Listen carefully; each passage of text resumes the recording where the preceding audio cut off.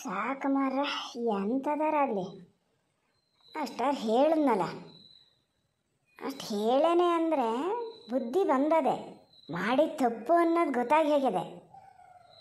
ಈಗ ಅಷ್ಟು ಸುಲಭಕ್ಕೆ ಇದು ಬೊಗ್ಗಲ್ಲ ಅನ್ನೋದು ಗೊತ್ತಾಗಿದೆ. ಮೊದಲಿಂದನೂ ಹೆಂಡತಿ ಅಂದರೆ ಆಸೆ ಇದೆ, ಅದರಲ್ಲೊಂದೇನಿದಿಲ್ಲ. ಈಗ ಬಂದೇ ಬರ್ತೀನಿ ಅಂತ ಹೇಳಿದ್ನ, ಬಲ್ಲಿ ಅಂತ ಹೇಳಬೇಕಿತ್ತು ನೀವು. ಹೇಳಿದ್ನೆ, ಹೇಳ್ದೆ ಇರ್ತೀನಾ? ಅದು ಸರಿತಾ, ನಿಂದು ಕೆಲವೊಂದೆಲ್ಲ ತಪ್ಪಾಗ್ತದೆ ಮಗನೇ. ಮೊನ್ನೆ ಎಷ್ಟು ಸತಿ ಫೋನ್ ಮಾಡಿದ್ರು ನೀ ಫೋನ್ ತಗೊಂಡ್ಲಂತಲ್ಲ, ಏನು ಬೇಕೆ? ನೀ ಫೋನ್ ತಗೊಂಡಿದ್ರೆ ಈಗ ಪೂರಿತನ ಮನೆಗೆ ಹೋಗೋದೇ ಬೇಡ ಅಂತ ತೀರ್ಮಾನ ಮಾಡ್ಕೊಂಡಿದ್ನಂತೆ, ಇಲ್ಲಿಗೆ ಬರ್ತಿದ್ನಂತೆ. ಅವನಿಗೂ ಈಗ ಪೂರ್ವಿತ್ ಇಲ್ಲದೆ ಅನ್ನೋದು ಗೊತ್ತಿಲ್ಲ. ಪೂರ್ವಿತನ ಗಣ್ಣು ಒಬ್ಬ ಹಂಗಿದ್ದವನೇ, ದಡ್ಡು ಅಲ್ಲ, ಜಾಣು ಅಲ್ಲ. ಹಿಂಗಲ್ಲ ಅದೇ ಅಂತ ಹೇಳಿದರೆ ಈಗ ವಾಗೀಸ್ನ ಅದನ್ನೇ ಹೇಳೋದು. ಪೂರ್ವಿತ ಅಲ್ಲದೆ ಅಂತ ಹೇಳಿದರೆ ನಾನು ಪೂರ್ವಿತನ ಮೊಬೈಲಿಗೆ ಫೋನ್ ಮಾಡ್ತಿದ್ದೆ ಅಂತಿದ್ದೆ. ಈಗ ಮಾಡಿದರೆ ಗೊತ್ತಾಗ್ತಿತ್ತು, ಪೂರ್ವಿತ ಎತ್ತೇ ಇರ್ತಿರ್ಲಿಲ್ಲ. ನೀ ಅದೇನು ಮಗನೇ ಅಷ್ಟು ಸತಿ ಮಾಡಿದ್ರು ಫೋನ್ ಯಾಕೆ ತಗೊಂಡ್ಲ ನೀನು? ನಾನೊಂಥರ ಭಾಳ ಬೇಜಾರಲ್ಲಿದ್ದೆ ಅಪ್ಪಾಜಿ. ಆವಾಗ ಫೋನ್ ತಗೊಂಡ್ರೆ ಮತ್ತೇನಾದ್ರು ಮಾತು ಬೆಳೆದು ಎಂಥಕ್ಕೆ ಜಗಳ ಆಗೋದಿಲ್ಲೋ ಅಂಥೇಳಿ ಸುಮ್ಮನಾದೆ. ನಂಗೆ ಫೋನಲ್ಲಿ ಮಾತಾಡೋಕ್ಕೆ ಇಷ್ಟನೇ ಆಗಲ್ಲ. ಇನ್ನೆಂತಕ್ಕೆ ಮಾಡ್ತಾರೆ, ಮನೆಗೆ ಬಾ ಅಂತ ಕರೆಯೋಕ್ಕೆ ಮಾಡಿರ್ತಾರೆ ಅಂತೇಳಿ ನಾನು ಫೋನ್ ತಗೊಂಡ್ಲ. ಒಟ್ಟು ನನ್ನ ಗ್ರಾಚಾರನೇ ಸರಿ ಇಲ್ಲ. ಒಟ್ಟು ಗ್ರಾಚಾರ ಸರಿ ಇಲ್ಲ ಅನ್ನೋಂಥದ್ದು ಎಂತ ಆತ ನೋಡೋಣ ಹೇಳ.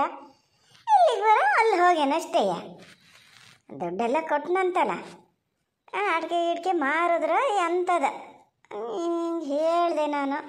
5 ದಿನದಲ್ಲಿ ಅಲ್ಲೇ ಇರ್ಬೇಕು ನೀನು ಅಂತ ನೀನು ಹೇಳಿದ ಮಾತು ಕೇಳಲ್ಲ. ಎಂಥರ ಅಲ್ಲಿ ಇಷ್ಟಾರ ಒಂದು ಆತಲ್ಲ. ನೀವೊಂದು ಕೆಲಸ ಮಾಡಿ, ಸರಿ ತನ್ನ ಗಂಡಿಗೆ ಏನು ದುಡ್ಡು ಕೊಟ್ಟಾರ ಅದಷ್ಟನ್ನು ತಗೊಂಡಾಗ ಅದ್ರ ಹೆಸರಲ್ಲೇ ಫಿಕ್ಸೆಡ್ ಹಾಕಬೇಡಿ.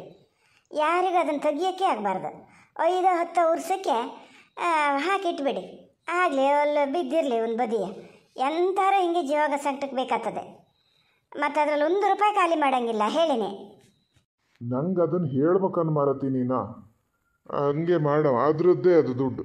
ನಾವು ಅದರಲ್ಲೇನು ಬಳಸೋದು ಬೇಡ, ಏನೂ ಬೇಡ. ಅದಕ್ಕೆ ಯಾವ ಥರ ಒಂದು ಅನಿವಾರ್ಯ ಅಂದಾಗ ಆಗಲಿ.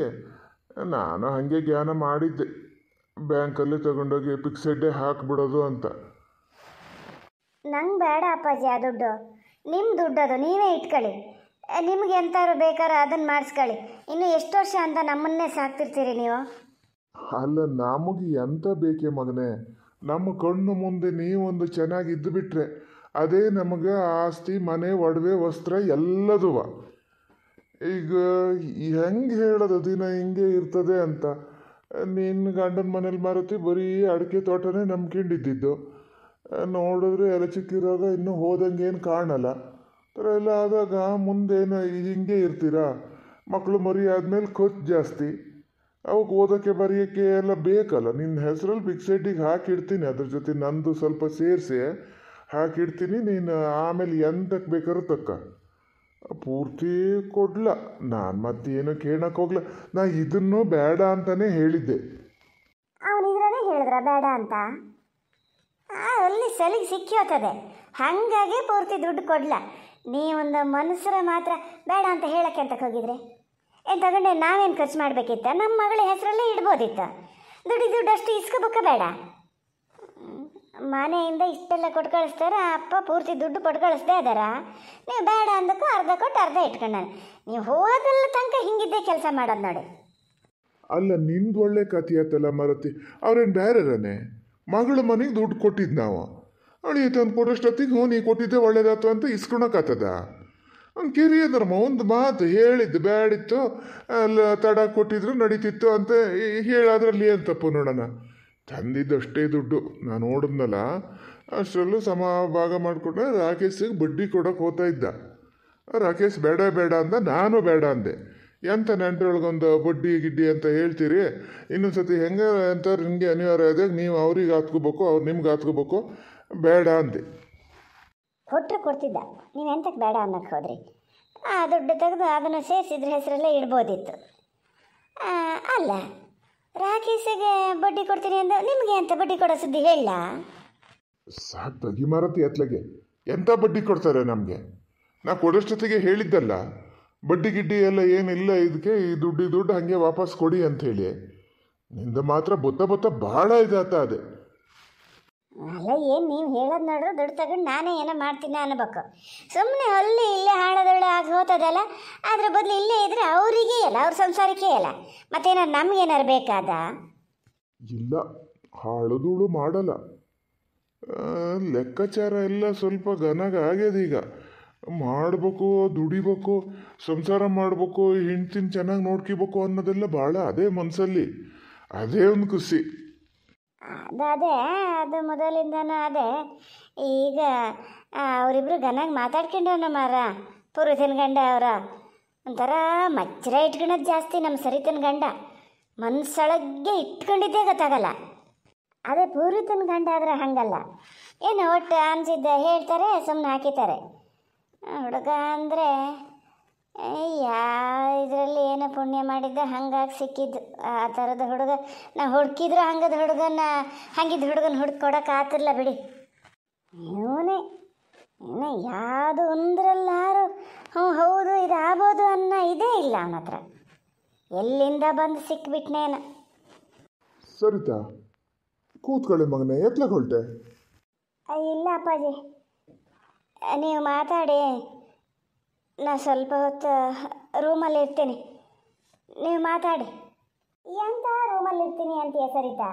ಊಟ ಮಾಡ್ಕೊಂಡೇ ಹೋಗ್ಬಾರ್ದಾ? ಇನ್ನೆಂತ ಉಣ್ಣದು ಮುಲ್ಕಿಣೋದೇ ಸಯ್ಯದ. ನಿನ್ನ ಅಪ್ಪಾಜಿ ಇಲ್ಲೇ ಮಾತಾಡ್ತಾ ಕೂತ್ರಲ್ಲ, ಹಂಗಾಗಿ ನಾ ಕೂತೆ ಅಷ್ಟೇ. ಬಾ ಬಟ್ಲು ತೊಳಿ, ಉಣ್ಣನ ಎಲ್ಲ ಉಂಡ ಇಂದಾರು ಬೇಗ ಮುಲ್ಗನ ಮರತಿ. ನಾ ಊಟಕ್ಕೆ ಬರ್ತೀನಮ್ಮ, ಆಮೇಲೆ ಸ್ವಲ್ಪ ಹೊತ್ತು ರೂಮ್ ಒಳಗೆ ಹೋಗಿ ಬರ್ತೀನಿ ನಾನು. ನೀನೊಬ್ಳು ಮಾಡೋದು ಹಾಗೆ ಮಾರತಿ, ಮಾತಾಡೋಕೆ ಶುರು ಮಾಡಿದೆ ಅಂದ್ರೆ ಲೈಸೆನ್ಸೇ ಇಲ್ಲ. ಮೊದಲೇ ಅದಕ್ಕೊಂಥರ ಗಂಡನ ಸತಿ ಏನಾದ್ರು ಹೇಳ್ದಕ್ಕೋ ಮನ್ಸಿಗೆ ಬೇಜಾರು ಮಾಡ್ಕೊಂಡೇ ಜಾಸ್ತಿ. ಗೊತ್ತಿದ್ದು ಅದ್ರ ಇದ್ರೇ ಅಷ್ಟು ಹೇಳ್ತಾ ಕೂತಿಯಲ್ಲ, ಅದಕ್ಕೆ ಬೇಜಾರಾಗದೇ ಇರ್ತದ.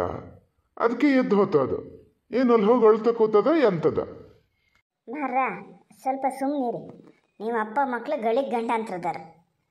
ನಾ ಎಂತ ಇಲ್ದಿದ್ದೆ ಅಂತಾರೆ ಹೇಳಿದ್ನಾ? ಇದ್ದಿದ್ದೆ ಹೇಳಿದ್ನಪ್ಪ. ಏನು ಬೇರೆಯವ್ರ ಹತ್ರ ಏನಾರು ಹೇಳಿದ್ನ? ನಾನು ಕೂತ್ಕೊಂಡು ಮಾತಾಡೋಷ್ಟೊತ್ತಿಗೆ ಹೇಳಿದ್ದು. ಅದಕ್ಕೆ ಒಂದು ಬೇಜಾರು ಮಾಡ್ಕೋಬೇಕ ಈಗ? ಯಾವಾಗ ಎಂತ ಹೇಳಬೇಕು ಅಂತಲೇ ಗೊತ್ತಾಗಲ್ಲ ನನಗೆ. ಹಿಂಗೆ ಮಾಡಿ ಅವನಿಗೆ ಅರ್ಥ ಸೋದ್ರ ಏನು ಮಾಡಿದ್ರು ಅವನ ಪರವಾಗಿ ಇರ್ತದೆ ಅಂತ ಗೊತ್ತು. ಅದಕ್ಕಾಗಿ ಅವನು ಇಷ್ಟು ಇದು ಮಾಡೋದಲ್ಲ. ಮತ್ತದೇ ಪುರಾಣ ಮಾಡ್ತಾ ಕುತ್ಕೋಬೇಡ ಈಗ. ಎಷ್ಟು ಹೇಳಿದ್ರೂ ನಿನಗೊಂದು ಬುದ್ಧಿ ಭಾಷೆನೇ ಇಲ್ಲ ಅಂದ್ಬಿಡು.